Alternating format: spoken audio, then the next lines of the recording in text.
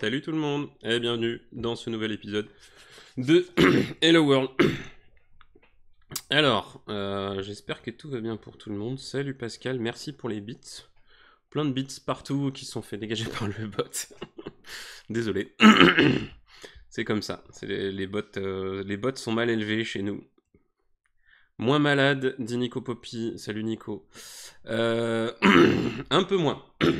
J'ai passé un week-end un peu pas sympa, mais un peu moins malade quand même. Comme d'habitude, si vous voulez me rejoindre, n'hésitez pas à venir sur le Discord. Je balance le lien dans la chat room. Venez, c'est un Discord public. Venez sur le channel Attente, qui est un channel public, et je vous passerai dans stream une fois que vous m'aurez fait un petit coucou dans la chat room. Que fait-on aujourd'hui? Bonne question. Nico, j'ai vu que tu avais fait t'as créé une issue pour ajouter une fonctionnalité pour pouvoir saisir sa date de renouvellement Twitch Prime et recevoir une notif répétable quand c'est le jour J. Ok. Donc une date plus heure, midi par défaut. Hey, bonjour monsieur Nico Poppy. Bah oui, on parle de moi, donc je viens. Alors je sais pas si t'es assez fort. Essaye de reparler là un petit coup s'il te Je plaît. parle. Là, je suis bien, je suis face à mon écran et le micro est exactement en face. Ouais. Est-ce que je parle très bien ou est-ce qu'il faut que je rapproche le micro ou tu Non, fais le non, réglage non, non, c'est toi-même? bon. C'était juste par rapport au son Je du peux dé. parler 2 heures, comme ça, si tu veux. Donc, 2 heures carrément. tu peux m'arrêter. Eh ben, rien que ça. Non. Bien le son, merci Pascal. Du coup, ouais, du coup, en fait, tu vois les choses comment? Tu vois une espèce de bouton dans lequel tu puisses dire, genre, donner ma date de renouvellement Twitch Prime, et ça va créer Ouais. une notification locale récurrente. Ouais. Disons que c'est au lieu de faire dans le compliqué, d'aller avec la Twitch API, lire Ouais, machin, truc chaud, machin, alors qu'on est en plus, on n'est même pas forcément sûr qu'on puisse aller lire la date. J'ai ouais, des doutes. en plus, elle change pas mal en fin de compte. Ouais. Laisser voilà, juste un écran de saisie, alors le mettre où, ça je sais pas, après c'est à toi de voir, mais un écran de saisie où Ouais, tu mets la date et l'heure, bien l'heure, parce qu'en fait il y a vraiment enfin ouais, la date, on va dire, et ouais. prévoir l'heure dans le stockage en tout cas, Oui, et et puis le jour marqué à midi, ça sonne, ça dit notif, machin et tout. Renouveler votre Twitch Prime, si c'est et puis un bouton OK ou alors repousser de je sais pas moi, de 4 heures par exemple, ou 3 heures, ouais, enfin. alors le coup Et que la notif revienne, parce que tu vois, c'est ce que je mets, c'est que oui. si la personne est au travail ou je sais pas quoi, elle reçoit la notif et qu'elle a pas son compte, Mais c'est là, pour log le coup, auto. repousser la notif, c'est plus la notif en elle-même. Ça va être un rendez-vous de calendrier, je pense. Il faut que je regarde comment ça fonctionne d'ailleurs. Je sais pas Les si local tu notifications, mais je pense que ça doit peux, être du rendez-vous de calendrier. tu sais, dans les notifs maintenant, tu as des boutons pour pouvoir, dire, Ouais, mais pas partout. Sur iOS, par exemple, il n'y a pas de bouton ah, mais c'est de la dans les merde notifs. iOS. Ça arrivera dans 4 ans, je pense. Merci HD Loga pour le Twitch Prime. Merci. 9e mois. Une gestation humaine. Humaine, ouais. N'est-ce pas? Enfin, Mmh. en moyenne, hein. Ouais, pour les multiples, c'est moins. Oui, il y en a moins, il y en a qui sont moins, il y en a qui sont plus. Du coup, les local notifications, ouais, sur Android, tu peux ajouter effectivement des fonctionnalités un peu avancées. Ouais, genre Euh, repousser d'une heure, repousser de 2 heures. Tu sur vois, iOS. c'est là, je sais pas comment tu peux le gérer, le fait de repousser. Et bah, le fait de le repousser, en fin de compte, c'est juste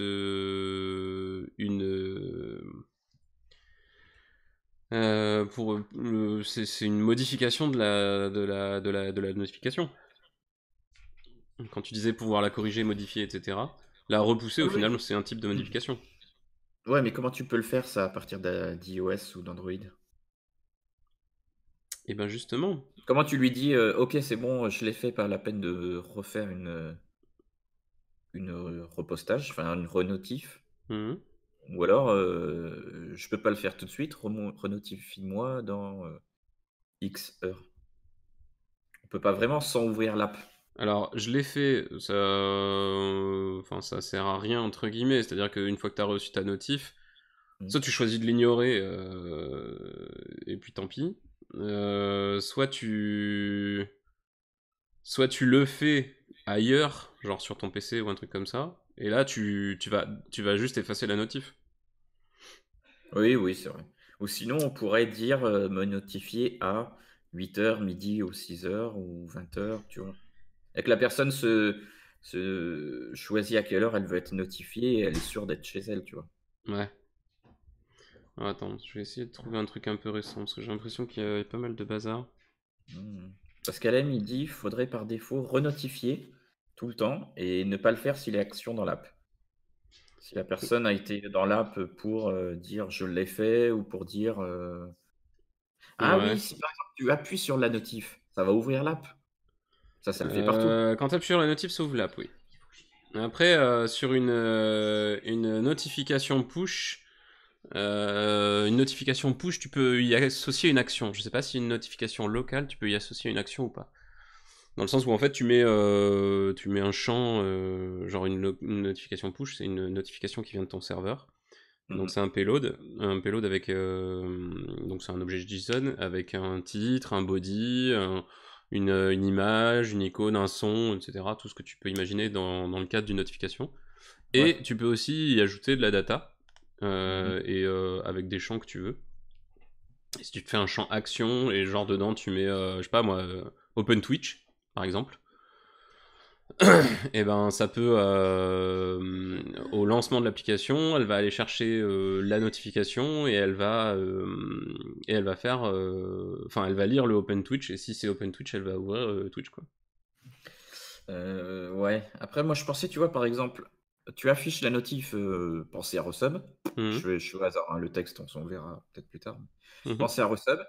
Si la personne appuie sur la notif, ça ouvre l'app, mais avec une sorte d'argument. Alors, je sais pas si c'est faisable. Bah oui, c'est ça, c'est ce dont Ah, je te c'est ce que dis, tu dis, ouais, une sorte d'argument, c'est ce que tu disais. ce dont je te parle, ouais. Cet argument fait que, ok, ben, la seconde notif n'arrivera pas.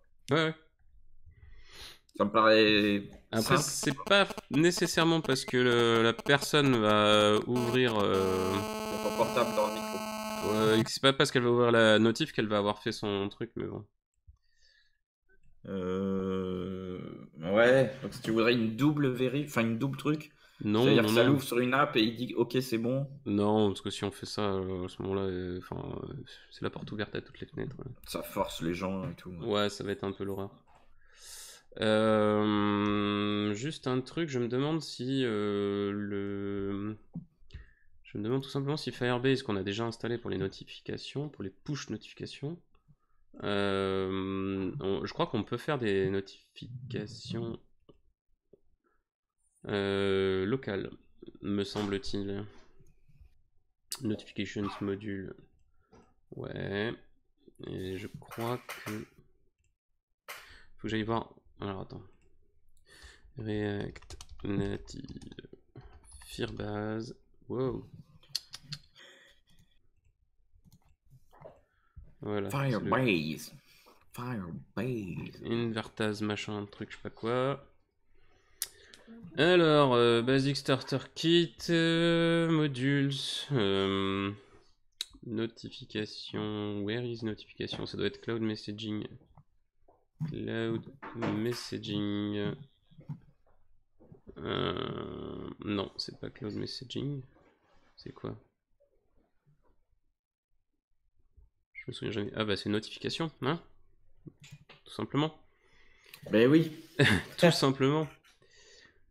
Remote notification, bidule truc mouche. Local notification.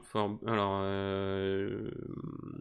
iOS et Android supportent la possibilité de trigger des notifications de ton application localement. Ça peut être affiché immédiatement ou paramétré à une date et heure précise. Parce qu'elle me dit que sur le GitHub c'est dispo. Je sais pas Sur le quoi. GitHub de. Je sais pas. Il manque Comment le ça sur le contexte. GitHub c'est dispo? T'as déjà fait une pull request pendant qu'on discute? Non.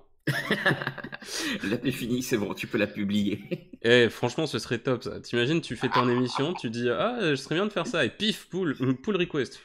C'est bon, impeccable. Comme les émissions de cuisine, tu sais, tu prépares, tu sors du four, ça y est, c'est fait. C'est clair. C'est déjà cuit. C'est un peu ça, ouais. Ah. Mais non. Non, je t'envoie ça sur Discord, dit-il. Ah. Ah. Peut-être GitHub Wow. un exemple de notification qui existe déjà. C'est déjà tout fait. C'est possible. C'est fortement possible. Une sorte Launch mode de... single task on top of. Ah oui, ouais, il y a un. Il y a un sample dedans. Hmm. Android launch mode single task. Salut Bonjour Anto. Anto. Bienvenue Anto. Anto. Ah, Anto ou Antou? Anto. Tu Ah, sais, je sais pas. comme Wanadu, tu vois. Anto où? Je ne sais pas. Anto. Je ne sais pas comment on C'est prononce. des yeux, peut-être. Désolé. Alors. Et mais alors pourquoi il fait if platform égale Android? Ah, parce qu'il n'y a pas les mêmes, il y a pas les mêmes champs en fonction de si on est sur Android ou si on est sur iOS. C'est bon ça? Ah oui, parce qu'il y a le badge. Ah mon dieu. Oh, dit-il. Donc Anto, je pense. Anto. Alors, local notification. On notification triggered. App in background. On notification opened. App closed. Get initial notification. Ah bah ça fonctionne pareil que la push. Alors du coup. Ah, c'est bon ça. Et du coup. Notif data action. Hop là.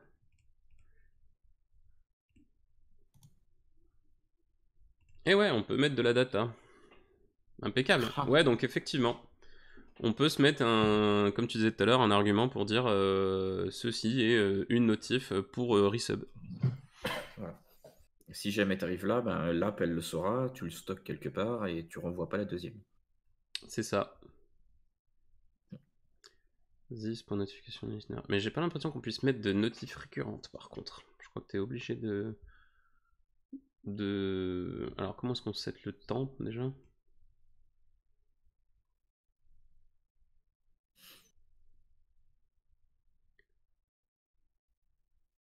Ouais, d'accord. Et alors local notification. Ouais, mais ça c'est gentil, mais voilà, scheduling notification. Alors, building a notification, scheduling the notification.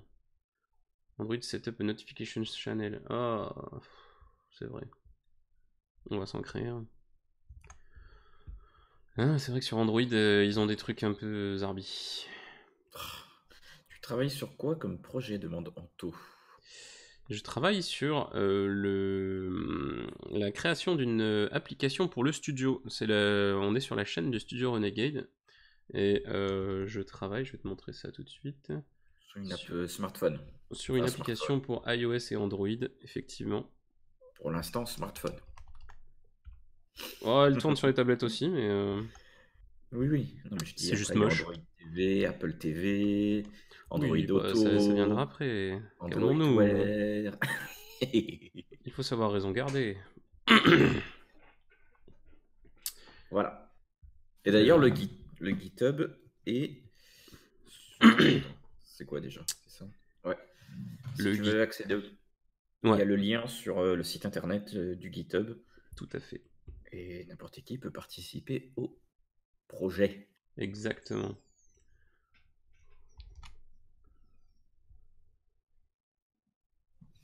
Alors.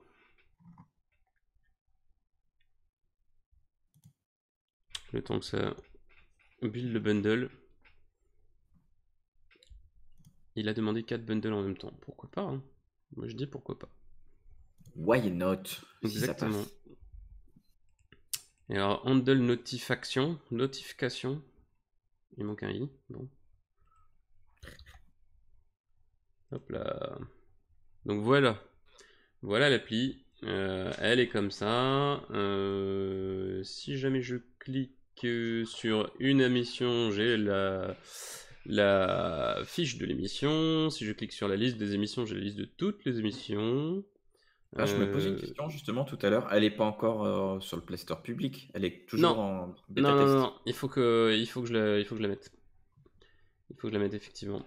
Je vais la mettre dès que possible. Je t'avouerai que j'ai pas eu le temps cette semaine. Ouais, c'était une question que je me posais. J'avais Je savais dit que je pas. le ferais la semaine dernière, mais je n'ai pas eu le temps. Du coup, voilà. Voilà où on en est. Avec le bandeau live qui dit quelle est l'émission live actuellement. Donc tout ça se base sur les données du site que nous a fait l'ami Nelliger. Oui, qui arrive via une API, tout ça, tout ça. Exactement. Donc les émissions, les streamers, l'agenda, tout ça, ça nous est renvoyé via son API, qui pour l'instant est simpliste, mais qui fait le taf, puisqu'elle me Comme lui. renvoie tout ça. Les programmes, les streamers et les events. Et donc l'appli met tout ça en forme, de façon à ressembler globalement au site. C'est ça. Et c'est une première base, et une première base sur laquelle on va pouvoir itérer pour faire plein de choses différentes dessus après. Mais effectivement, pour que ce soit une première base, il faut la poster. Ce qui sera fait. Et moi, je l'utilise l'app sur mon smartphone des fois. L'app qui est en bêta. Oui. Ouais, bah moi aussi, je la lance de temps en temps. Alors, Anto qui nous répond: Ah, je suis déjà tombé sur votre chaîne YouTube. D'ailleurs, tu pourrais peut-être m'aider si tu devais faire un choix à prendre le PHP ou JS. Eh ben, en fait, c'est le choix Nelliger contre Pierre. Donc Nelliger a fait tout le site en PHP, donc lui te dirait sans hésiter PHP, parce que PHP est le langage des rois.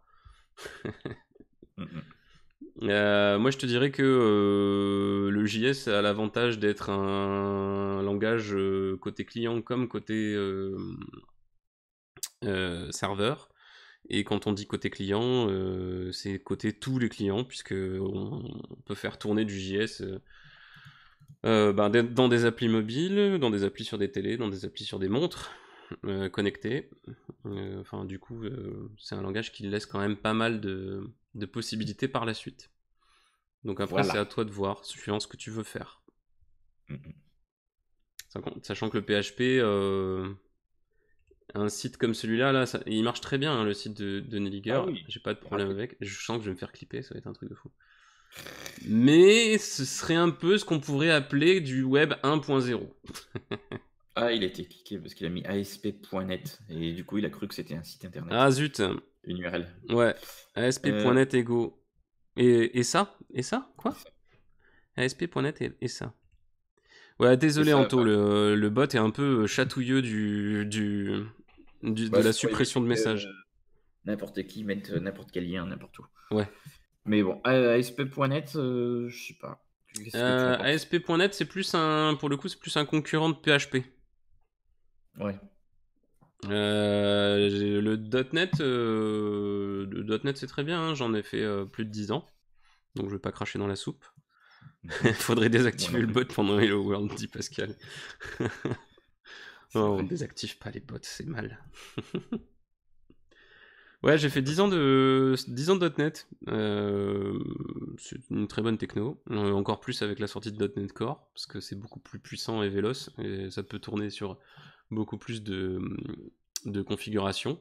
Parce que le plus gros défaut de ASP.NET à l'époque où j'en faisais, c'est ça restait 2IS, qui est le serveur web de Microsoft, qui est par défaut dans Windows, et qui est pas génial, il est pas super optimisé.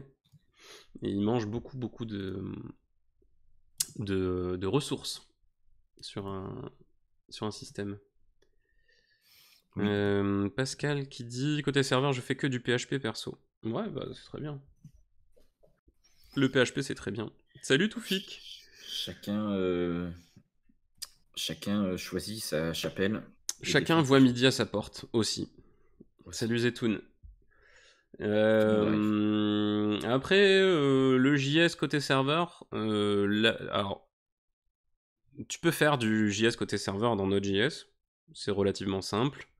Mais là où ça prend toute sa force, entre guillemets, c'est quand tu commences à faire du serverless.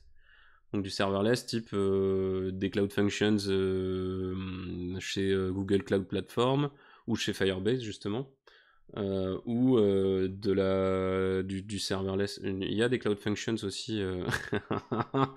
T'es méchant, Hugues. Ça y est. C'est moche. Ça y est, j'en étais sûr. Le serverless, il y en a chez Azure, il y en a chez Amazon, il y en a chez Google, il y en a partout. Heroku aussi. Non, Heroku, c'est pas du serverless, c'est un vrai serveur En Node tout, qui est il dit déployé. qu'il sait déjà faire du C#.net, donc autant peut-être aller sur de l'ASP.NET. Il est pris en alternance pour la licence pro. Il va faire du C#.net, mais ta licence sera une licence web. Ah, J'aimerais mettre un langage, mais j'hésite. Alors, ce qui marche pas mal avec le .NET, si côté serveur tu fais un serveur .NET, tu peux faire une API, et en client, en front client, tu peux faire une appli JS, donc avec un framework comme enfin les amis préférés de Nelliger. Nelliger déteste les frameworks, c'est pour ça que je dis ça.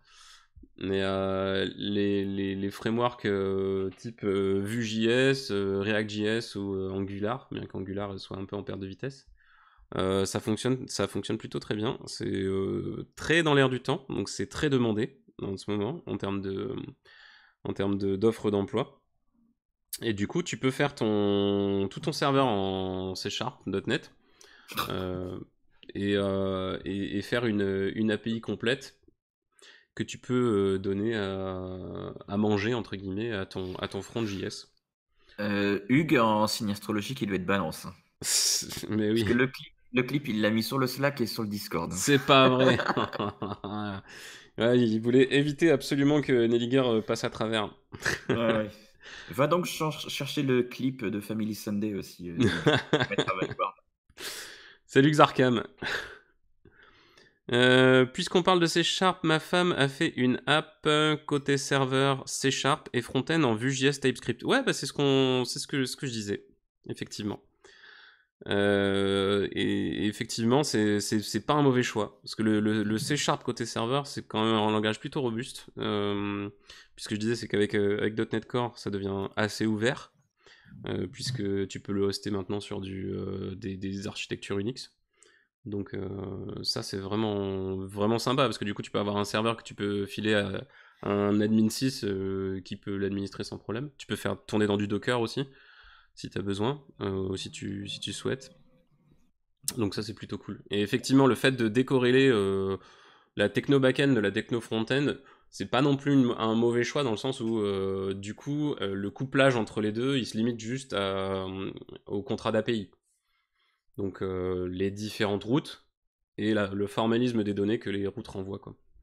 Donc c'est plutôt bien. Captain Hug est Verseau ascendant balance. Oui, d'origine allemande parce qu'il balance, quoi. D'origine allemande parce qu'il balance. Pourquoi? Ouais, oh bah, la guerre, il aurait Ah, balancé. ah, c'était pas les Allemands qui balançaient à la guerre, c'était les Français. Ouais, il balançait aux Allemands. Oui, c'est du .NET Core. Ouais, ça c'est cool ça. C'est le .NET Core. Je pense que c'est le renouveau complet de la plateforme .NET et c'est plutôt très bon. Puis les perfs sont pas mal, je crois, il me semble. J'aurais plus dit péténiste. Ça suffit. On ne va Tu pas sais, atteindre le point Godwin dans cette émission. tu sais bien que mes références historiques, Hugues, ne sont pas très bonnes, donc. Pascal, tu tends très bien du Swift côté serveur. Ouais, j'ai vu ça. J'ai vu que le Swift pouvait être utilisé côté serveur maintenant. Ça me paraît exotique. Non, moi, si je devais apprendre un langage, enfin, si je devrais vraiment apprendre un langage complet de A à Z côté serveur, j'apprendrais le Go, donc le Golang. On avait fait 2 émissions avec Julien, mon collègue, qui lui fait du Go et qui est contributeur Go. On avait fait 2 Hello World pour la découverte du Go. On a jamais pu réussir à continuer ensemble parce que lui est sur Paris et moi sur Bordeaux. C'est un peu compliqué de se voir de façon régulière pour faire des émissions.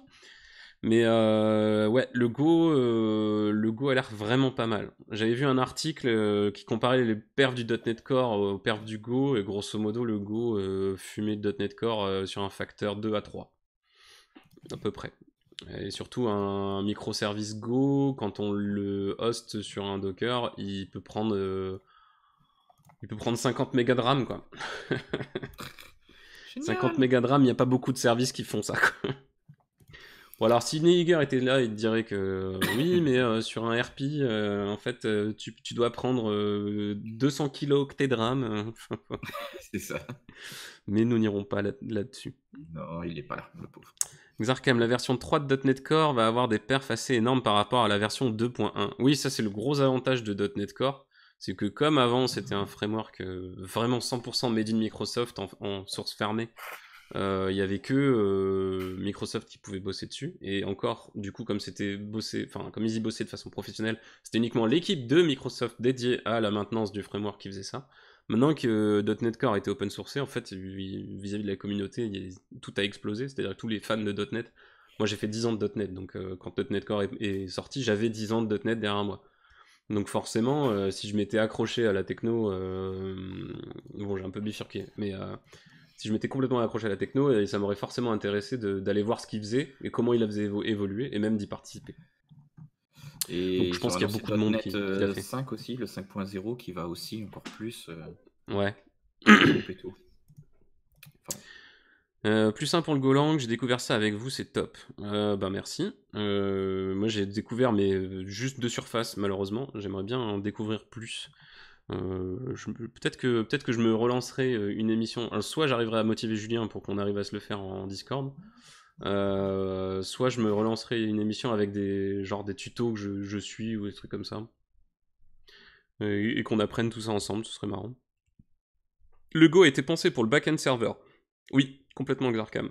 C'est vraiment... le Go a été pensé pour du microservice. Donc vraiment là où tu vas avoir un serveur d'API un peu monolithique si tu fais tout dans le même projet. Si tu fais l'équivalent en microservice Go, tu peux avoir, en fonction de la taille de ton projet, tu peux avoir 100, 150 services différents. Le gros avantage du microservice, c'est que si jamais tu as un service qui tombe, il t'en reste en 49 sur tes 150. Alors que si tu as un gros monolithe, si le monolithe tombe, t'as plus rien. Donc c'est le gros avantage du truc. Salut Prozine. Anto, quand tu faisais du .NET, tu étais sur quel type de projet? J'ai fait pas mal de choses différentes. J'ai fait du serveur d'API, j'ai fait, j'ai fait des choses horribles. Parce qu'il faut bien dire ce qui est, c'est qu'il existe des choses horribles dans le .NET. Comme le Workflow Foundation. Non, on n'en parlera pas. J'ai suivi pas mal de choses différentes. J'ai fait de la SPNet. En fait, j'ai commencé par la SPNet avec du code behind en VB.NET. Et alors ça, c'était la découverte pour moi qui venait du Java. Ça a été compliqué. Après, j'ai fait pas mal d'ASP.NET 2 avec du C# en code behind. Et après, j'ai été sur plein de projets à travers des SS2I, des trucs comme ça. Ou dans des boîtes aussi dans lesquelles j'ai été. Xarcam, Blazor, j'aimerais avoir du temps pour découvrir. C'est quoi Blazor? Je ne connais pas Blazor. Nico, tu connais Blazor? pas du tout. Qu'est-ce que c'est que Blazor? Build Client Web Apps with C#.NET. Ah ouais. Razor, mais... Qu'est-ce que cela? Counter, current count. Ah oui. Ok. Toujours WebAssembly? bizarre de se mettre dans des trucs comme ça, sachant que ça peut s'arrêter. Enfin, s'arrêter.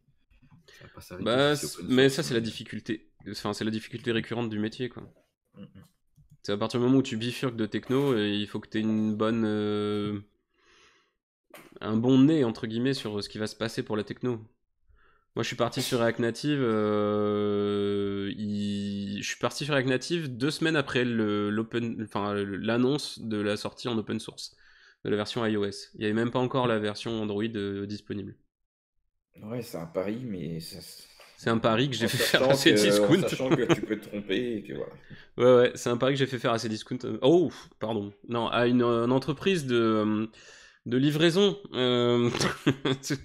Un site de e-commerce Un e-commerce relativement connu, qui n'est pas Amazon, et dans qui est la région français, bordelaise. et qui est dans la région bordelaise, effectivement.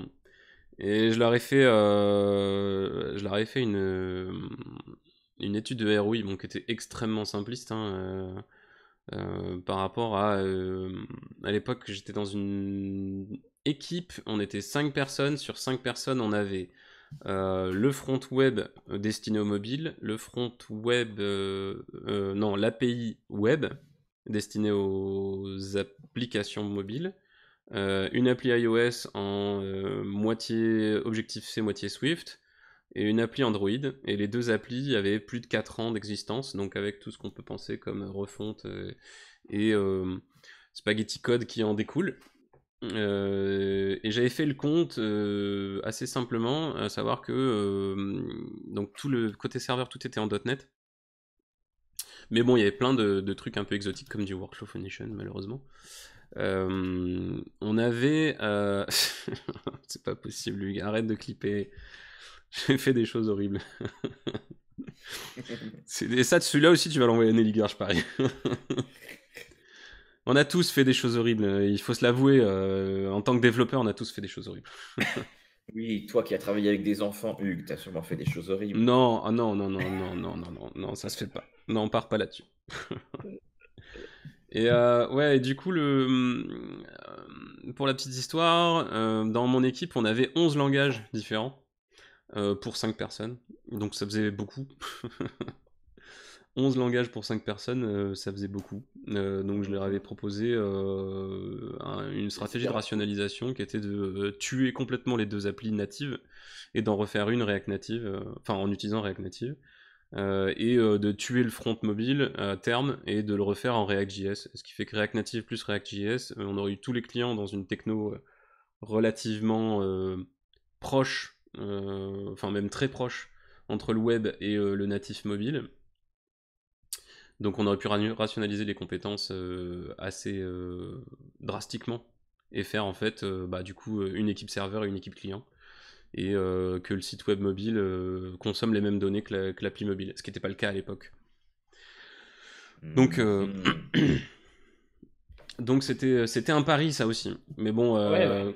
quand on est arrivé à la fin de la presse et que j'ai montré mon étude de ROI et que grosso modo si on faisait rien on dépensait 8 fois ce qu'on aurait dépensé en refondant tout en React, ils m'ont dit mais pourquoi vous n'avez pas commencé en fait? Ok, bah c'est bon, Il mais on fallait va prendre virer le les gens risque. qui n'utilisaient pas le même langage que toi, hein. De quoi? Il fallait virer les gens qui n'utilisaient pas le même langage que toi dans ta boîte, vu que vous aviez 11 langages différents. Trop Bah non, mais difficile. non, l'existant était dans 11 langages différents. Ah, L'existant utilisait 11 langages différents en total. très bien codé, ça. Bah, il y avait du JavaScript, il y avait du C#, il y avait du Workflow Foundation, qui est malheureusement un langage. C'est pas censé être un langage, c'est censé être un truc en WYSIWYG, mais c'est pire que tout, quoi. Et en plus, donc le code interne de ce truc-là était en VB.NET. Pourquoi faire simple quand on peut faire compliqué? Il y avait donc de l'Objective-C, il y avait du Swift, il y avait du Java, il y avait un poil de je sais plus quoi. Enfin bon, je vais pas tout faire, mais ouais, il y avait 11 langages différents en tout. Et 50 frameworks. Minimum. Mais ça, j'ai empiré les choses. Pourquoi tu as arrêté le .NET, dit Anto? J'ai pas arrêté le .NET, je me suis plus mis à React Native. Du coup, j'aurais pu tout à fait continuer .NET, c'est plus par manque de temps pour le coup, où j'ai pas continué entre guillemets. Alors, j'ai refait du .NET après avoir découvert React Native, puisque je suis parti dans une autre mission où il fallait qu'on refasse qu'on lance un projet de refonte entier du SI. C'était un reboot from scratch. Et là, pour le coup, c'était un vrai monolithe côté serveur et un vrai monolithe côté client. Et on était parti sur une archi en .NET Core, pour le coup, parce que le monolithe était en .NET standard. On était parti sur une archi en .NET Core, en microservices, avec une archi orientée événement. Et ça fonctionnait plutôt pas mal. Et c'était franchement agréable de bosser dessus. Et en front, j'avais mis du React pour changer un peu les choses. Il y a aussi Flutter de Google. Ouais. Alors j'ai pas trop regardé du côté de Flutter.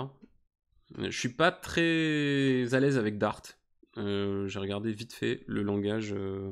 Tu n'es pas très Dart. Ouais, c'est Dart Vador. Flutter, est-ce qu'on peut... Là. Ouais, mais ça va être une vidéo? Non. Flutter, donc Dart, voilà, c'est un langage... c'est un langage typé, donc ça c'est plutôt bien. Mais je sais pas, la syntaxe me semblait un peu étrange. Et après Flutter, il y a quand même, c'est très très très verbeux quoi. Il faut créer des widgets et en fait tout est en mode imbriqué. J'ai ouvert un vrai projet entre guillemets de la vraie vie Flutter et j'ai trouvé quand même les choses assez verbeuses. Alors le React Native c'est verbeux aussi, hein.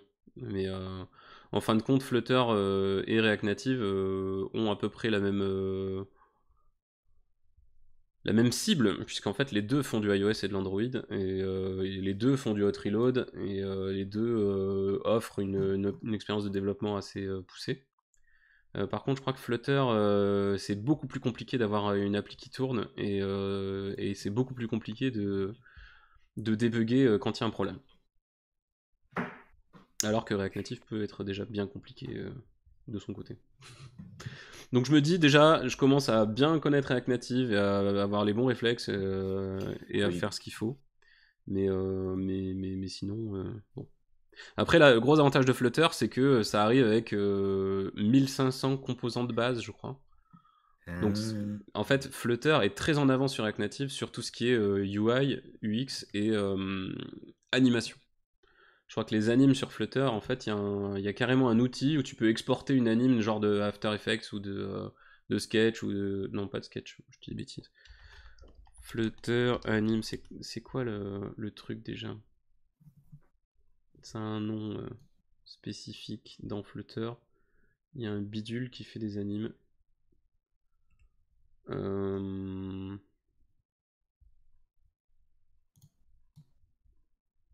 Je vais pas retrouver. Mais grosso modo... Comment? Je ne peux pas t'aider. Non, je me souviens plus quel est le nom du truc. Ils ont une espèce de métalangage ou d'outil, je sais plus, qui permet de faire des animes très poussés et de façon très facile, quoi. Donc c'est vrai que là-dessus ils sont assez en avance. Mais après React Native, bon, a d'autres avantages aussi. Je ne sais pas, Pascal, je sais pas si on peut faire des bridges dans Flutter. React Native, on peut faire des bridges, on peut faire absolument tout ce qu'on veut côté natif et le faire remonter côté React et vice versa. Donc ça c'est plutôt pas mal. Xarkam qui dit j'ai fait une formation sur Flutter, c'est pas vraiment compliqué le debug. Oui, c'est pas compliqué à partir du moment où tu n'entres pas en collision entre guillemets avec un cas particulier. Sur mars, avril et mai, j'ai donné une formation à React Native à des étudiants en 4e et 5e année d'école d'ingénieur. Et comme je pouvais pas faire tous les jours, je leur ai fait 7 jours et ils ont eu 5 jours en plus de Flutter. Et c'est vrai que du coup j'ai pu avoir un petit peu de feedback. J'en ai profité pour faire mon feedback sur Flutter, puisque je l'ai jamais utilisé. Mais Flutter, en fait, ils se sont sur certaines sessions, ils ont essayé de faire des trucs, ils y sont pas arrivés, Et en fait, le mec qui était là, qui était un spécialiste Flutter, il y a passé 2-3 heures et il est pas arrivé à débugger le truc non plus. Donc en fait, dès que tu tombes sur un cas particulier qui fait que ton machin ne fonctionne plus, si j'ai bien compris, ça devient vraiment, vraiment hardcore, quoi. Pour arriver à retrouver tes petits, quoi. Donc bon, je sais pas. Après, encore une fois, c'est sur des on-dit, c'est sur... je n'ai pas pratiqué moi-même, donc je ne peux pas savoir.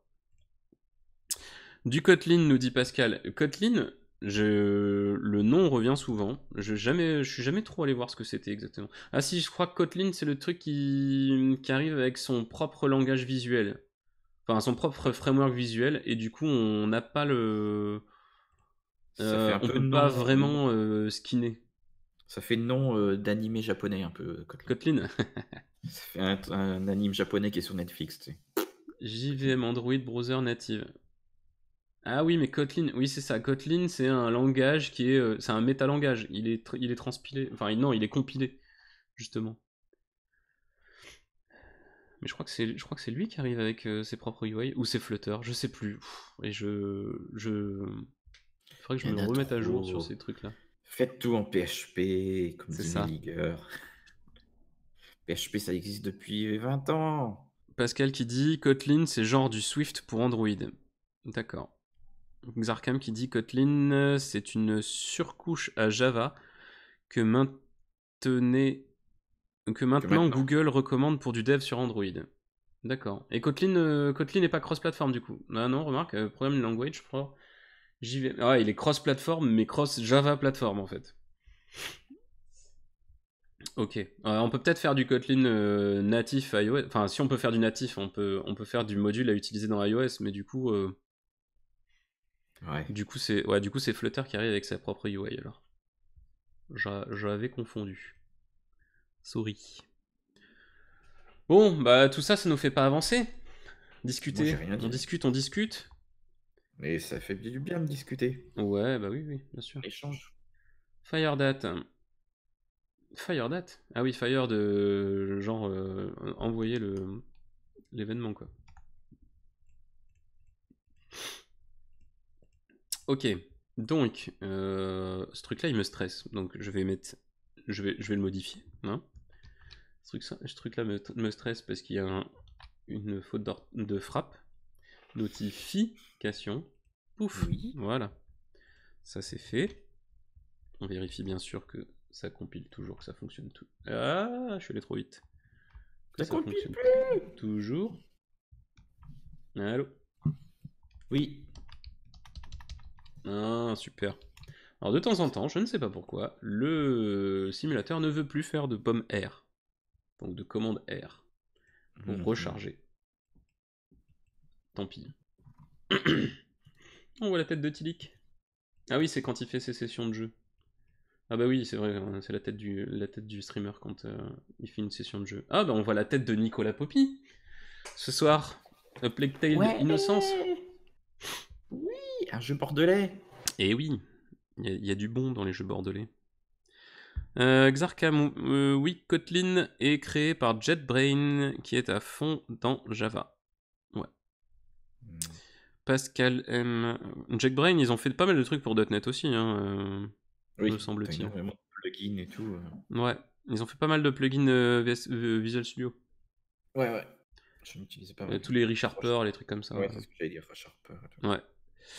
Pascal, Kotlin peut être utilisé en iOS, mais ça me paraît complexe. Bah oui, mais en fait, du coup, si tu fais du Kotlin pour iOS, en fin de compte, tu fais du module natif, mais alors pour le coup natif, c'est-à-dire que tu dois faire de l'interop dans ton iOS pour utiliser le module natif. Je comprends pas les langages qui existent que pour Android ou que pour Apple ou que pour, tu vois.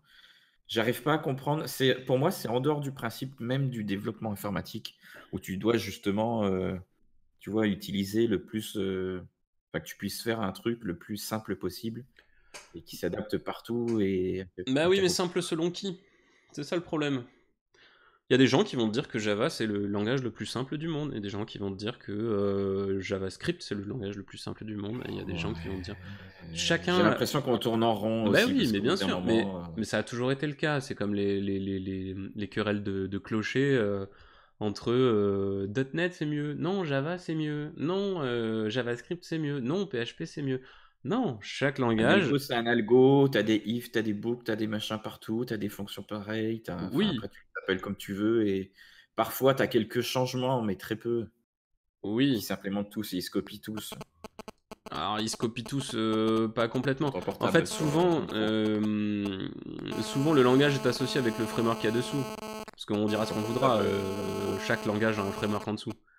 Même PHP, non, je vais encore me faire clipper. Je ne le dirai oui. pas. Non, Donc, non, chaque langage arrive avec un framework. Un framework, c'est juste un cadre de travail dans lequel il y a des fonctionnalités déjà codées pour vous que vous avez que vous pouvez réutiliser. Donc, par exemple, Swift et Objective-C, ils arrivent avec tout ce qui est UIKit, tout ce qui est routine native iOS. Donc, les composants graphiques, enfin tout un tas de choses quoi. Enfin, les accès aux capteurs, la lecture des données en local sur la machine, ce genre de choses. Et bah, sur iOS, comme iOS, la base du langage a priori est native, c'est-à-dire que c'est du bytecode, non, c'est pas du bytecode justement, c'est du langage machine, donc c'est du langage compilé spécifiquement pour le processeur sur lequel ça tourne. Bah, en fin de compte, quand ils ont créé les outils permettant aux développeurs de faire des apps eux-mêmes, bah, ils ont créé leur framework, donc UIKit, le framework de plateforme, et tout ça, ils l'ont fait en C++, je pense. Et derrière, ils en ont dérivé un langage qui s'appelle Objective-C. Et encore, je me demande si Objective-C est pas plus vieux qu'iOS. Je me demande si Objective-C est pas un fork du C++ qui est arrivé bien avant. 1984. Donc ah il bah a oui. 35 ans le machin. À l'époque, iPhone Donc n'existait pas effectivement. encore. Donc c'est plutôt vieux. Objective-C, c'est un langage assez vieux. Influencé par Que... du C, tu vois. Comment? C'est marqué influencé par le C et le Smalltalk, non, je sais pas quoi. Oui, À droite, sur la droite, dans la ouais, barre de- oui ça. Il y a encore ton portable qui sonne dans le. Ouais, je suis dans le- désolé, j'ai eu des notifs. Tous des gens t'appellent tout le temps. Non, pas forcément, mais c'est des notifs. Je suis désolé. Ça vous a fait du bruit dans les oreilles, je suis désolé. Coucou pour Mac. Et oui, du coup, ils ont choisi Objective-C pour comme langage de programmation de prédilection sur la plateforme, parce qu'ils avaient un choix à faire. Après, Android, ça a été du Java. Pourquoi? Parce que Android est un système en Java. C'est-à-dire que Android Ouais, tourne dans ouais. une je sais jamais si c'est Davlik ou Dalvik. Davlik, Dalvik, Davlik, non. Bonne question. Android. Historiquement, Dalvik. Historiquement, Android tourne, enfin, ou fait tourner plutôt, une machine virtuelle. C'est ça. Toutes les applications Android, y compris le launcher, puisque le launcher est une application. Donc ce que vous voyez quand vous débloquez votre téléphone, toutes ces applications-là tournent dans je sais pas si c'est encore le cas d'ailleurs, mais à l'époque, dans les premières versions d'Android, tout tournait dans une machine virtuelle Dalvik, qui est une machine virtuelle Java. Parce qu'elle me dit que maintenant c'est ART. Maintenant, c'est Depuis Android ART. 5. D'accord. Remplacé depuis Android 5, c'est marqué sur le wiki. C'est marqué où? Ah oui. En Ah bas du oui, Android 5 premier. Lollipop is the first version in which ART is the only included runtime. Ok. Donc, Non, pour mais le je coup, comprends qu'il y a un langage bah, du Java sur device Android, de l'OS et du coup il continue là-dessus, mais voilà. je sais Java pas. sur Android, historiquement, c'était parce que c'était plus simple, puisque comme c'était déjà une machine virtuelle Java qui tournait, qui faisait tourner les applis, ben en fait, si tu as du code Java, c'est ce qui se rapproche le plus, entre guillemets, du langage natif. Puisque le bytecode Java est exécuté directement par ta machine virtuelle qui te fait tourner, entre guillemets. Donc ça, en fait, c'est le Ouais. langage le plus optimisé puisque derrière il fait pas du code machine mais du bytecode. Le bytecode c'est un langage intermédiaire qui est destiné à être exécuté dans une machine virtuelle. En fin de compte, historiquement, sur Android, faire du Java, c'était presque la seule solution, entre guillemets, ou en tout cas la solution qui avait le plus de performance. Ouais. Qui offrait le plus de performance. Donc c'est pour ça à la base que Android, que les applis Android ont toujours été développées en Java, je pense. Pascal qui dit même si c'était le même langage, c'est pas les mêmes frameworks. Ouais. C'est ça. Xarkam qui dit oui, JetBrains a fait ReSharper et là Rider pour avoir un IDE multi-OS. D'accord. Je connais pas Rider. Téléphone, dit Pascal. Ah oui, du coup c'était les interférences, désolé. Cocoa pour Mac. Oui, Cocoa pour Mac et iOS.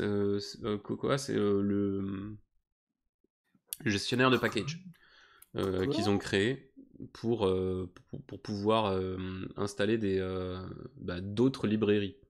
Donc ce que nous on utilise, nous quand on faisait du React Native, le premier truc qu'on fait c'est un npm install ou un yarn. Un yarn add, parce que yarn, en fin de compte en dessous il fait un npm install, mais c'est juste qu'il organise les choses un peu mieux. Donc npm c'est pour Node Package Manager, c'est le truc qui gère les paquets annexes, donc les dépendances. En .NET, Nico, en .NET, comment ça part? C'était quoi le nom du truc qui gérait les dépendances? Les extensions. Les extensions c'était au niveau IDE, mais au niveau code... Ah oui, je vois ce que tu veux dire. C# dependencies. Je vois ce que tu veux dire, mais je ne peux pas retrouver. Comment ça s'appelait en .NET? Oui, tu avais une ligne de commande aussi. Oui.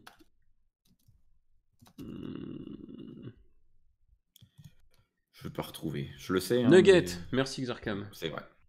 Exactement. Les nuggets. Les package nuggets. C'est ça. Effectivement. Donc en fait, Nugget pour C#, NPM pour JavaScript. Bon, ce sont des raccourcis, hein, mais grosso modo. Et Cocoa Pods pour Swift et Objective-C. Sachant que maintenant, iOS permet... parce que Cocoa Pods, c'est quand même un truc très très lourd et qui modifie profondément la façon dont est structuré un projet iOS. Donc maintenant, ils ont sorti ou c'est peut-être la communauté d'ailleurs, ils ont sorti un nouveau package manager qui s'appelle Carthage. Oui, bien sûr, si je fais une recherche un peu comme ça. Carthage, c'est un truc où en fait on fait juste un fichier. Je vais vous montrer, puisqu'on l'utilise pour l'appli. On aura encore pas beaucoup avancé cette fois-ci. On parle beaucoup. Je sais pas si on va pas transformer Hello World en émission de discussion et je vais bosser à côté. Je vais finir par être obligé de faire ça. Tu fais comme Nelliger, tu fais 1 heure de code et après 1 heure de discussion. C'est ça. Donc un cart file, ça ressemble à ça. Bon là c'est un peu particulier parce que c'est des liens directs vers des JSON hostés par Google. Mais un cart file, sinon ça ressemble à un cart file normal, entre guillemets, enfin standard.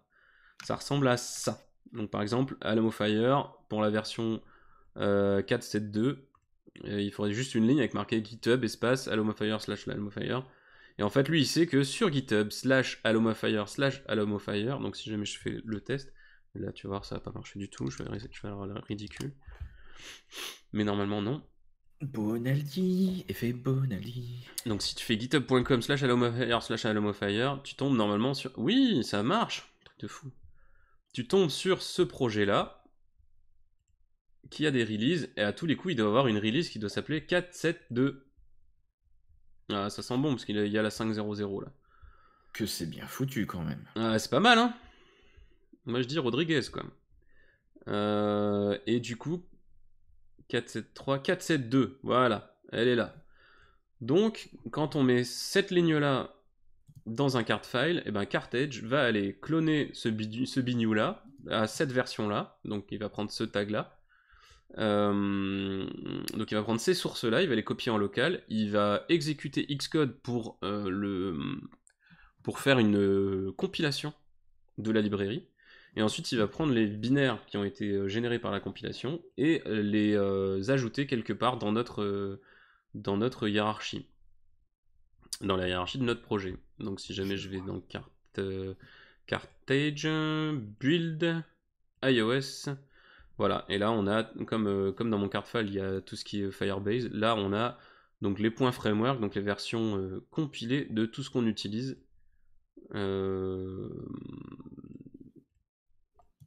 Il est là. Voilà, le lien, le fichier compilé est là. Donc toutes les versions compilées des libs qu'on utilise, des libs natives iOS qu'on utilise dans Cartage. Voilà. Je vois. Xarkam qui dit Nugget est devenu la référence sous .NET Core. Ouais, bah disons qu'il l'avait intégré à Visual Studio un peu. Donc, ouais, c'est ça. En fait, le .NET normal, entre guillemets, dans Visual Studio, il y avait un onglet Nugget. Je crois que c'était natif dans l'IDE, c'était même pas une extension, il me semble. Il y avait le Nugget Package Manager. Ouais. Oh, ils l'ont peut-être pas. Enfin, moi, j'ai commencé sur Visual Studio 2003, je crois. Et moi aussi. Et il me semble que c'était déjà En dedans. .NET 1.1. C'est vrai.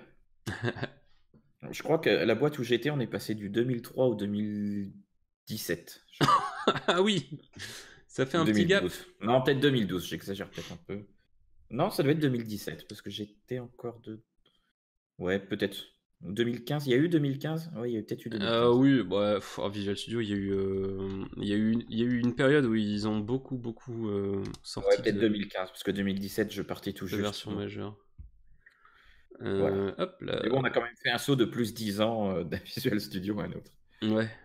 Et du .NET aussi 1.1, .NET, je sais plus combien. Alors, Visual Studio .NET 2003. Et oui, puisque il s'appelait Visual Studio .NET, le 2003. Ouais. Parce qu'il introduisait la version 1.1 du framework, sachant que la version 1.0 était extrêmement instable, selon mes souvenirs. Donc la 1.1 était la première vraie, entre guillemets, utilisable professionnellement, je pense. Ouais. Mais moi, j'ai appris à coder avec Visual Studio .NET 2003. Bah moi aussi, plus ou moins. Mon premier vrai projet d'envergure, c'était ça, c'était de la SPNet avec du code behind en VB.NET.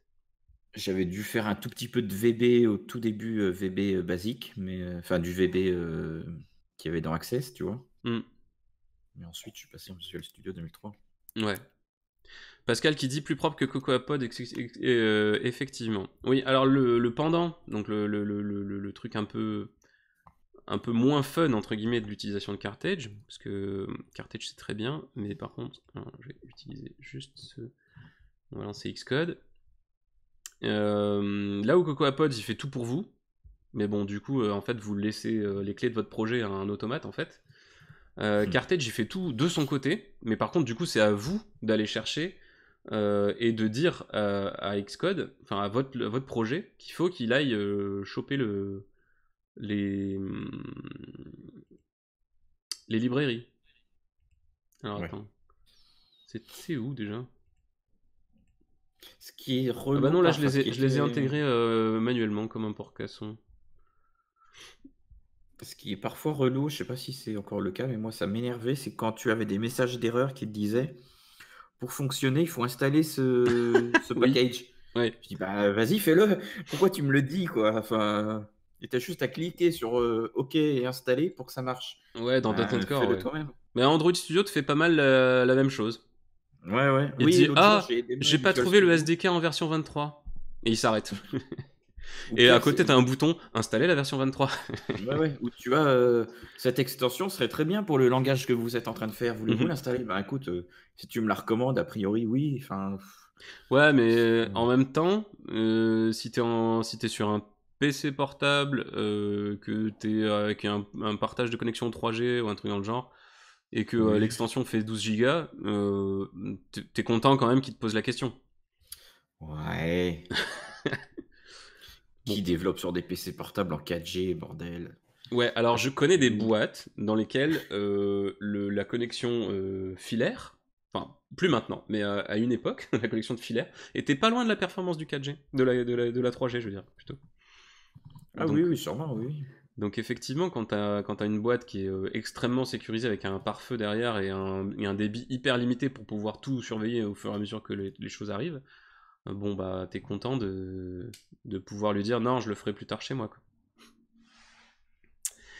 Pascal qui dit moi dans le train des fois. Ouais, moi aussi, hein. Moi aussi, de temps en temps dans le train, je me mets en connexion 4G pour bosser. Y a pas En de partage wifi dans le 4G. train? Lol. Le problème du train, c'est qu'il y a des zones blanches le long de la ligne Bordeaux-Paris. Que bon, t'attends ta connexion un moment, quoi. Zerkam qui dit depuis .NET Core, il a été mis largement en avant par rapport au framework classique. .NET Core, oui. Bah oui, mais c'est le renouveau. Enfin, ça a été présenté, et je pense que c'est évident dans tous les cas, comme étant le renouveau de la. Enfin, du framework .NET, quoi. C'est sûr. Donc, du coup, tu disais tout à l'heure 2015 ou 2017. Ouais, les deux ont existé. Ouais, mais non, ça devait être. Je crois que j'ai utilisé 2003, 2000. J'ai pas utilisé 2005. Ça devait être 2015 Si. parce que je suis parti fin 2010, fin 2017 de la boîte, donc ça devait être 2015. Ouais. On est passé de 2003 à 2015 quand même, Ouais, ça fait beaucoup, ouais. ça fait Ça un fait gros un gap. sacré Il a gap. fallu adapter pas mal de choses quand même parce que ça marchait pas très bien non plus tout. Ah bah oui, tu m'étonnes. C'est plus les mêmes langages derrière. Euh, Il y avait des breaking changes quand même entre la 1.1 Ouais, et puis la rien n'a été 2.0. commenté, hein. Je pense que tu as vu beaucoup de code merdique, moche, qui Oui. pique les yeux, mais ce code où je travaillais, ça piquait les yeux quand même. Non mais attends, j'ai fait des... à un moment, je bossais dans un service où on faisait de la qualité logicielle as a service, entre guillemets.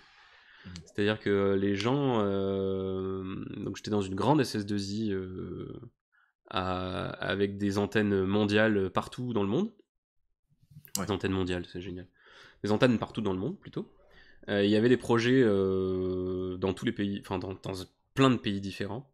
Et en fin de compte, on faisait des analyses de qualité logicielles externalisées. C'est-à-dire qu'ils nous envoyaient par exemple un zip avec toutes leurs sources.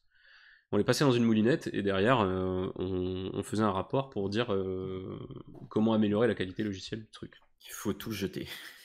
Ça, de temps en temps, ça arrivait. Et j'avais fait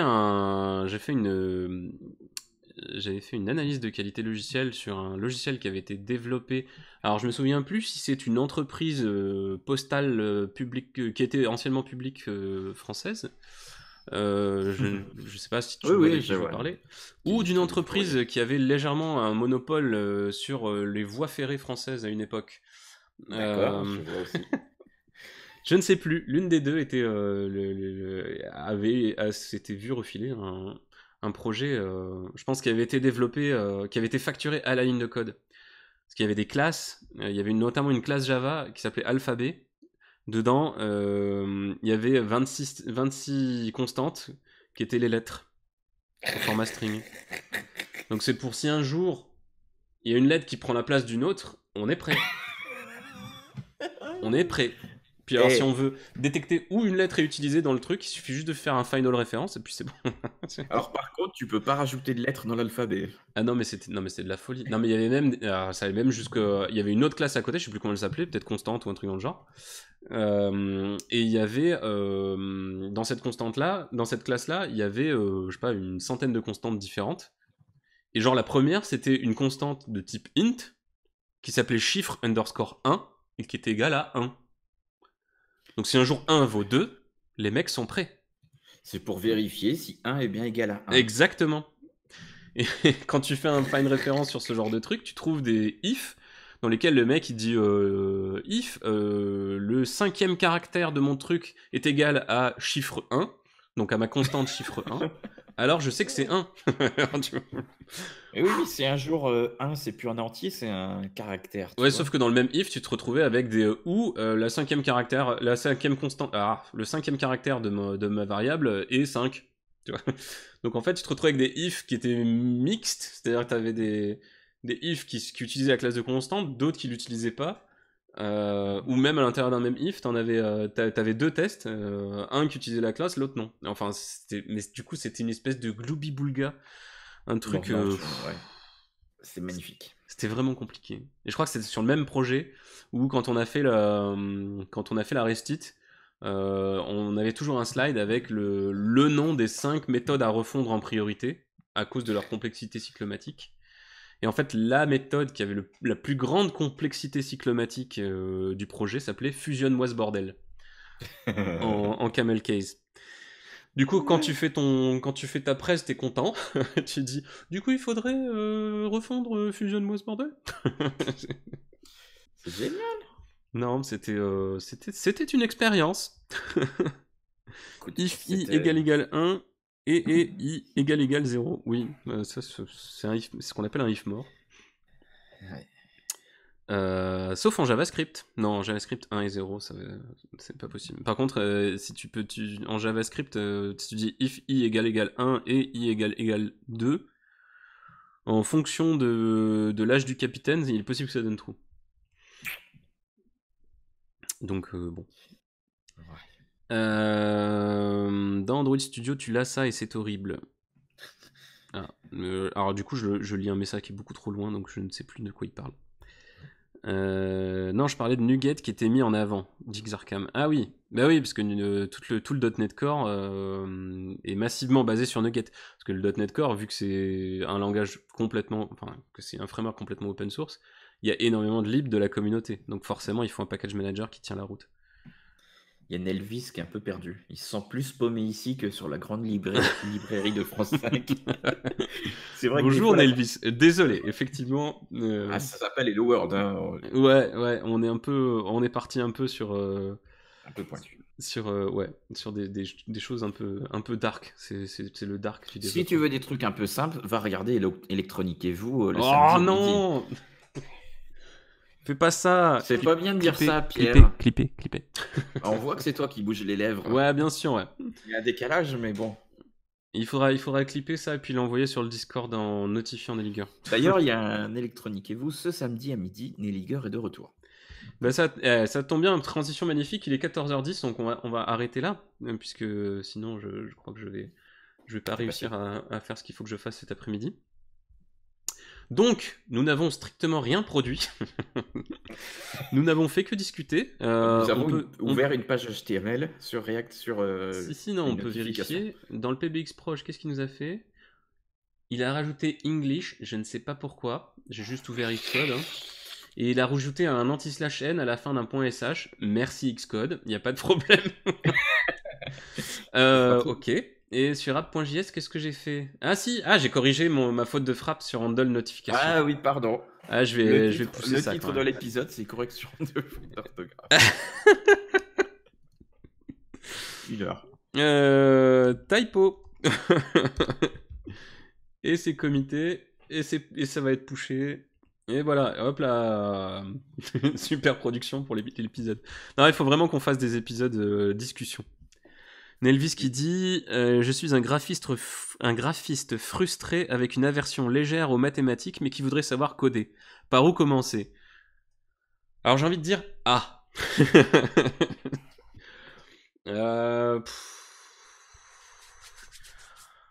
perso, avant de me pencher dans l'informatique, et j'étais pas très bon en maths non plus. C'était pas ma grande passion les maths. Hein. Les maths et moi on n'a jamais été très très très copains.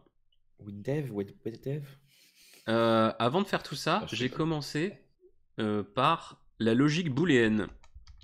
Juste apprendre qu'est-ce que c'est que la logique booléenne, l'algèbre de Boole. Alors tu dois certainement avoir tout un tas de... Enfin tu dois avoir des millions de cours, je pense, qui vont te proposer d'apprendre ce qu'est la logique booléenne. Et je trouve que c'est une bonne première approche de ce qui se passe dans un ordinateur et dans un programme. Je sais pas ce que t'en penses, Nico. Oui, bah oui, c'est clair que si tu n'arrives pas déjà à comprendre l'algèbre booléenne ou tout ce qui est les conditions, machin et tout, tu auras déjà du mal plus tard pour comprendre l'enchaînement de l'algo. Ouais. Après, il faut peut-être... Moi, je sais que j'ai commencé d'abord par de l'algorithme basique avant de commencer par un langage. De savoir écrire un algo... découper et tout, et une fois que tu sais faire l'algo, le langage, tu le sauras quoi. Une fois que tu sais faire je m'appelle Nicolas, que ce soit en anglais, en espagnol ou je ne sais pas quoi. Oui, Bah oui, oui, Tu bien remplaces sûr. le jeu par ce qu'il faut et enfin, tu vois. Oui, oui, donc effectivement, je pense que hop là, J'ai même commencé avec algorithme. de l'algo papier, hein. Ouais, ouais, ouais. C'est dur. L'algo papier, c'est dur. Si tu veux vraiment commencer effectivement à découvrir ce monde-là et que t'as vraiment aucune notion, euh, je pense qu'effectivement l'algèbre de Boole, donc la logique booléenne, et l'algorithmie sont deux points d'entrée assez intéressants, ouais. Oui. Effectivement. Et après, tu choisis le langage en fonction de ce que tu veux cibler. Mobile, web, animation, jeux vidéo, etc., etc. Exactement. Et si tu veux, en fonction de ce que tu veux faire, effectivement. Est-ce que tu veux faire du jeu? Est-ce que tu veux faire de l'appli En plus, si tu veux faire de l'appli mobile, en fonction de ce que tu veux mettre dans ton appli mobile, tu vas peut-être pas forcément choisir les mêmes, enfin faire les mêmes choix en termes de Mhm. techno. Euh, Bah après, la façon dont on choisit nos langages, enfin, ça a à voir avec chacun aussi. Donc, je pense Disons que C que. Sharp fait tout. Mais après, vous faites ce que vous voulez, hein. Alors, des applis en C Sharp, ouais, si. Sur Ah bah iOS si, et sur Android, effectivement, le C Sharp, tu peux faire du si. Xamarin.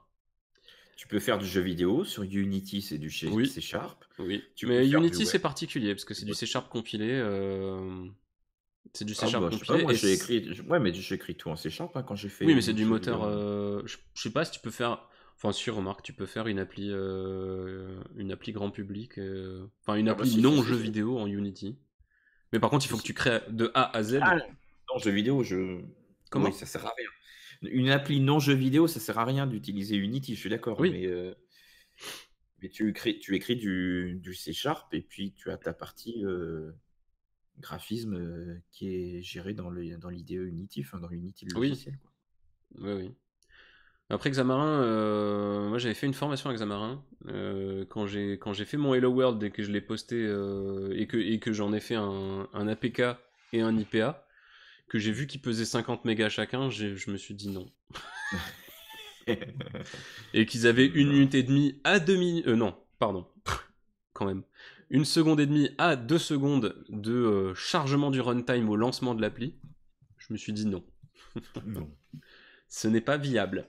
Euh, bon. Xamarin et la lourdeur prend tout son sens. Oui, merci Xarkam, exactement. Alors, mes compétences se limitent à écrire moi-même les balises style dans les newsletters que je fais sous Dreamweaver. Bah, c'est déjà pas mal. Tu fais du CSS. Le CSS, c'est pas vraiment un langage de programmation, c'est un langage de style. Enfin, c'est plus un langage déclaratif qu'un langage de programmation. Mais oui, c'est une première approche déjà de la structuration d'un langage, enfin d'un fichier de code, ce genre de choses. Oui, Pascal, 50 Mm. mégas un Hello World, oui. Oui, oui. Après, j'avais pas beaucoup linké. Enfin, normalement, tu peux être un peu plus violent sur la façon dont il va dégager les trucs que tu n'utilises Dans pas. React Native, tu mets 2-3 frameworks, ça fait 50 MO aussi, hein. Alors, avec Native, si tu fais un Hello World de base, l'IPA iOS fait 650K. Ah, c'est déjà trop. Bah, Les rigoeurs te diraient que c'est les déjà rageux trop. diront que c'est trop. Ah. Je ne citerai aucun rageux, Ah, non, non. aucun rageux poilu qui n'est pas là. Mais déjà 650K, bon après effectivement ça s'alourdit assez rapidement, mais pour une appli qui utilise une vingtaine de libs, qui est à peu près la moyenne je pense des applis React Native, on arrive, ça dépend des assets. Si vous avez beaucoup d'images offline Oui, mais ça. qui sont stockées dans l'appli, au final c'est ça qui prend la place. Mais si vous n'avez pas beaucoup d'images, vous allez chatouiller la barre des 10 mégas. Peut-être 15 si vous avez des images, quoi. Mais on est loin des monstres parce que Xamarin, à partir du moment où tu installes une lib pour faire genre un Xamarin Forms, je crois un Leworld en Xamarin Forms c'était 75 ou 80 mégas. Sachant que Xamarin sans Xamarin Forms, en fait, tu fais plus ou moins de l'Objective-C ou du Java, mais en C Sharp. Donc bon, t'es obligé d'écrire ton langage. Enfin, t'es obligé d'écrire tes composants Android Xamarin et tes composants iOS Xamarin. Donc c'est un peu compliqué. Mon IPA fait 13 mégas, dit Pascal. 13 mégas sur du React Native, ouais. 13 mégas, ouais, c'est à peu près la moyenne. À partir du moment où tu fais pas de trucs trop lourds et trop violents. Sur 6, j'en étais à 16 mégas, je crois, une fois que j'avais ajouté tout le login Facebook, enfin le Facebook Connect. 16 mégas pour 6, et tout ça. c'est magnifique. Comment 16 Ouais, mégas 16 mégas pour pour 6. 6, ouais. Effectivement. Bon, et ben merci à tous d'être passés en tout cas. Merci à toi Nico d'être venu. T'as vu comme on a bien avancé sur ton issue, Écoute, hein. j'ai mis un issue exprès pour avancer dessus. Je suis venu pour en discuter. Ben on Et a n'a bien pas du tout avancé, fait je ça. trouve. Je reviendrai la semaine prochaine. Ouais, bah pas de problème, avec plaisir. Merci à tous. Alors attends, HD Loga, les gens qui sont contre les frameworks sont un peu déconnectés de la réalité. C'est comme si on revenait à la calèche pour transporter des marchandises. On va arrêter là parce que C'est un vaste débat. Hein. parce que là, je pense qu'il va y avoir un Elliger à poil ras qui va arriver en mode furie, en mode berserker. Non, il est fatigué. Il vient de faire de la route, il est fatigué. Ah. Donc il est pas sur le stream. Bon, merci à tout le monde, merci Pascal et bon après-midi à tous. Et merci à toi Nico encore une fois. Ciao. Salut.